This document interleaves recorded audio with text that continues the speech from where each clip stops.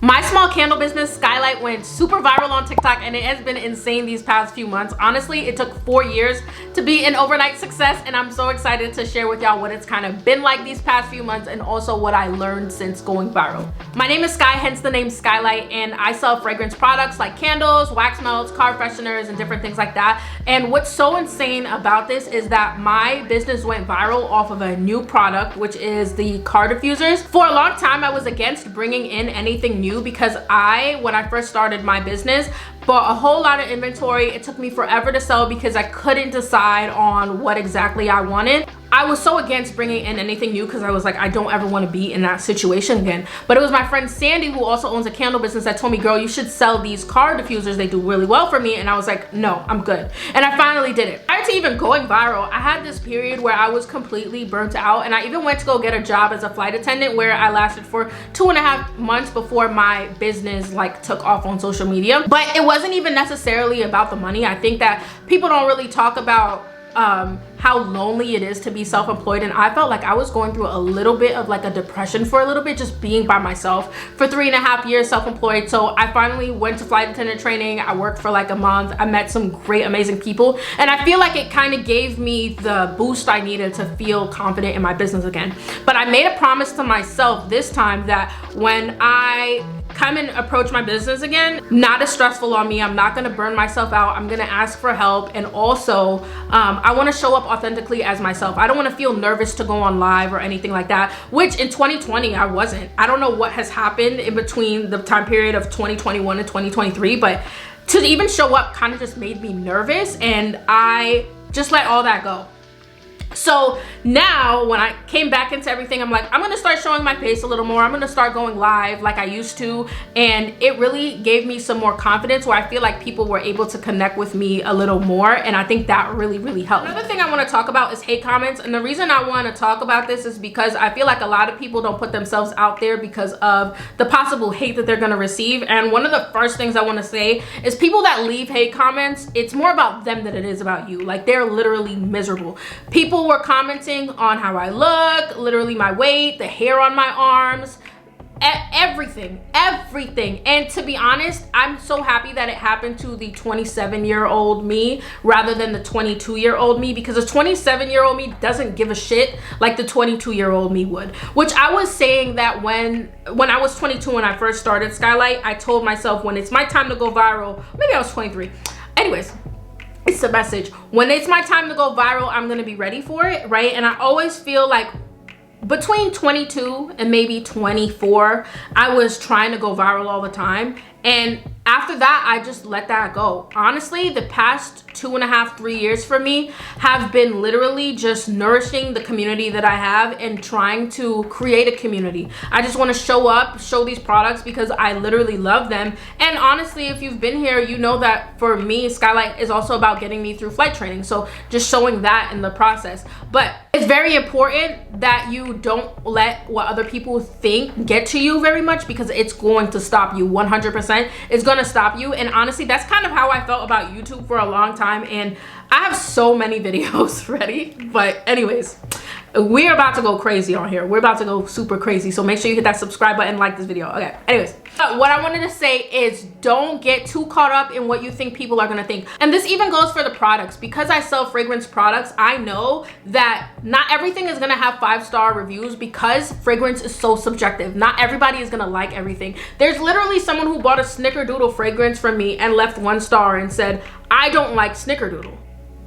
So for me, it's like, why did you get it, right? But I understand that. So it's like, you're not gonna get 5 stars from everybody. I'm not gonna argue with anyone that gives 1 star. What I will do is take constructive criticism and apply it to my business, and that's how I feel like I've continually gotten better throughout the years, because I do show up and try my best with everything. I recently did a rebrand for SkyeLight, which I'll share with y'all in the future, but one thing that the brand designer told me is to be for everybody is to be for no one. Get ready to be disliked, because not everybody is gonna like you, and it's a good thing. You're gonna find your people along the way, so don't don't get too caught up in anything. Just lean into what works and lean into what's authentic to you, and you're gonna find your way. So some people might not agree with what I feel when it comes to inventory, right? Because I see some people say online, like there's this popular TikToker, Michaela, who does makeup, and she was saying that she doesn't really support indie brands because they don't have the inventory to do things, right? And there's other people who will do pre-orders and things like that. So there's a bunch of different opinions on how to handle inventory when it comes to your business. But I will say this from being in this position. If you have, per se, 500 products on hand, and you have 20,000 people ready to buy your product right now, are you gonna miss out on that opportunity to at least get a portion of those people because you don't have it right in front of you? I'm so sorry. My answer to that is absolutely the fuck not. My thing is, before I make a move, I'm gonna make sure that I can get the inventory before I put it on sale. But my kind of strategy for inventory, I have a healthy amount of raw materials on hand, so that one, if my business does well on a regular day, it doesn't even necessarily have to be virality, I can support the growth, right? But also I have a healthy amount of inventory on hand, whereas if I go viral, I can sustain the growth and also have enough gap in between to get new inventory and not have to shuffle things out. The craziest thing is with TikTok Shop, you have 3 business days to get everything out, and I literally am mainly a one-woman show, so I always have things ready to go. And I had to get some help from my husband, who had to help me on his days off and stuff like that. I made sure that I had reputable suppliers that I know that if I place an order, I can go get it tomorrow, or I'll have it shipped overnight and I'll have no problem, it will go out tomorrow, right? So there was only a few orders that were a little late, and it wasn't even because of me. It was before TikTok Shop even had manifest, so I dropped them off on time. They didn't scan a few of them, maybe like 200-300, but listen, for the amount of products I was shipping out, 200-300 was nothing. It was insane, right? So what I'm trying to say, my whole stance on the whole inventory thing is, if you go viral, I support you selling things that you might not physically have right now if you have the ability to go get them and you're confident. I think it's really important to have different suppliers, maybe 2, 3, 4, even 5 that you have in your back pocket, because if your main supplier goes out of stock, there could be different places you get things, like jars or whatever, if you sell jewelry, things of that sort. For fragrances, it's a little different because the scents are literally the heart of my business, especially the fact that I custom blend everything to have custom scents. So if my scents went out of stock and I ran out, then that would just be an L that I would have to take. Like, I would know I can't restock these. The fact that I keep at least 5 to 10 pounds of a given fragrance at any time, I knew that I had a healthy stock, and boom, I could also get more. So I was in a really good position. But honestly, when it comes to inventory, it will differ from business to business. Just use your judgment. Can you get these things quickly? Is pretty much a yes or no, black and white. How quick? I personally don't believe in having lead times of like 14 business days to get a product out. Like, I don't believe in that. However, if you do have it as a pre-order, then I can support that. But having people wait 14 business days without it being blatantly clear that it's a pre-order, I probably wouldn't do that. Honestly, that's my opinion on the inventory thing. Let me know your opinion on the comments. I just don't know about leaving all that money on the table if you can confidently get the products.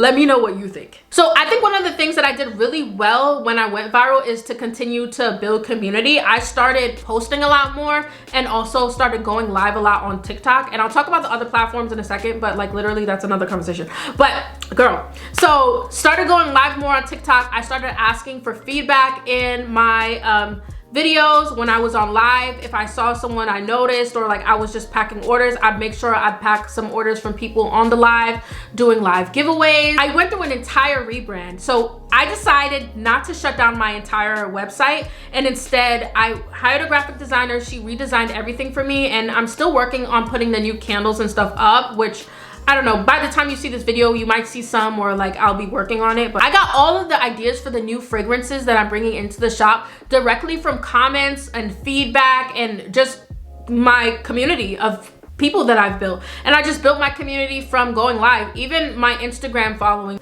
how I was able to build my Instagram following a few years ago was just from showing up, going live, posting consistently. I responded to comments and just people on the live, to the point where I know some of my customers on a first name basis. Even when I opened up my storefront at Boxyard, there were people who drove to Boxyard from other states to come see me, and it's because it's like, in a way, it's like I've never met them, but we were friends, you know? So just showing up, and I think that it's also helped because people learn about the products through me, and then it's also, they feel very supportive of it because it's a small business, and it's like we're connected in a way. So all that to say that I think what helps with going viral is building community, and then also starting to retarget, like using ads. Look, I know that some people are against using ads, and I felt like that for a long time, but ads just help you reach more people. Honestly, think about all the times you've seen something and you never purchased it the first time you've seen it. Like, I'll use retargeting ads, and it's just been very helpful for me,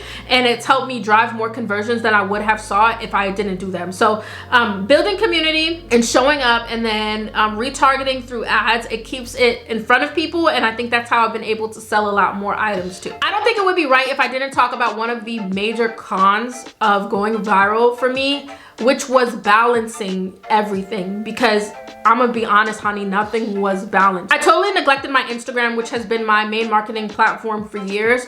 Also, my local retailers who needed restocks, it took me longer to fulfill those orders, and that was a lot of candles that I was behind on. And then also my Amazon store, I had to close temporarily so that I could make sure I could get TikTok's orders out in 3 days, as well as my wholesale on Fair. I had a few Fair orders, which I got out on time, but honestly, it just stressed me out more to have them. And normally I'm very excited to get them, but it just felt like, oh my God, like this is just a lot going on. However, now that things have slowed down a bit, I feel like I could flex my muscles a little bit more. I just sent an email for the first time this week after not sending an email since October, which is insane.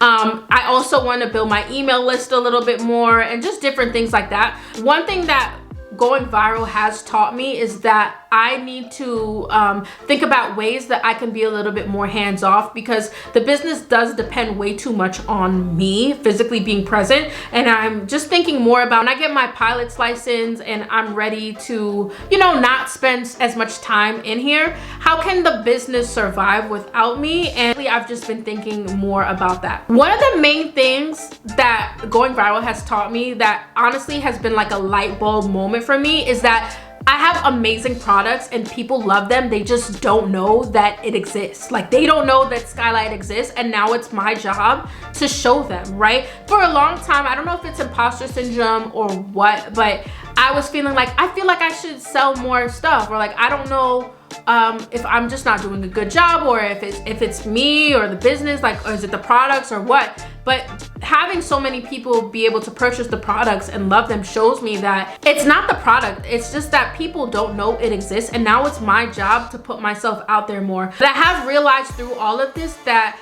in order for this to work, I can't be everywhere at once, and so try my best. Honestly, I'm not stressing myself out over anything. Like, I'm taking my time, but I'm ready to exit. I can't have the business solely depend on me and not fail. So I am kind of looking into different ways I can do that, and just brainstorming a lot more on how I can do things without totally exhausting myself, because I also don't want to go insane.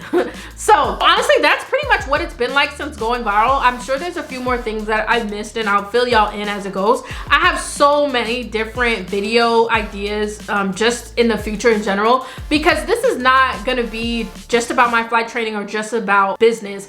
Honestly, my channel is more about personal development and enjoying the journey as I continue to go forth with life. And this is just me documenting that journey of what it's like to just get better and improve 1% every day. And that's what I'm doing. So if you're here for that, make sure you hit the subscribe button, leave me a comment on your thoughts on going viral. It's something that you desire for your business. If you actually went through it, let me know in the comments, and I will see y'all on the next one.